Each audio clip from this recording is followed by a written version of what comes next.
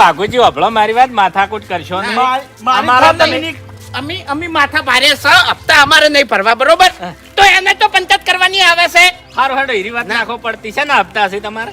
ઈ મારે લોન નથી. હવે આ મફુજી આમ કેવું થયું ખબર છે કે વાયને એક 70,000 રૂપિયાની લોન લીધી. હા હા 4 મહિનેથી વાયને હપ્તા ભર્યા નહીં. હા હા ઈ હપ્તા વાળો ઘેર આવ્યો તો હા, એ તો આવત કીશું નવાઈ છે. અને આર્યા હંતાઈ ગયા તા ઘરમાં. ઓહો, અરે ઘરમાં હંતાઈ ગયા તા. અલ્યા ઘરમાં જીવ હંતાય, માય કાંગલી હોય ઘરમાં હંતા. વાઘુજી હવે મારી ધોકા પસાડો તો ભલા આદમી. મારી વાત સાંભળોજી મફુજી. હા. ઈ હપ્તા વાળો વાયકણ ઊભો છે હા. અને એવામાં ફૂમતો આગો આયા અને એને કહી દીધું કે લા ભાઈ ચોઈ ની જાવ ઘરમાં હંતાઈ રહ્યા છે અને અરે હાચુકલા ઘરમાં હંતાડા હતા. ઓહો, વાતમાં તો કોઈ નહીં વાઘુજી. અરે ઈ બધી તાર પંચાયત નહીં કરવાની. તું મને પકડ નક આપડી મુઠો જો હવે. એ વાઘુજી. વાત તો છે ને આ, એ.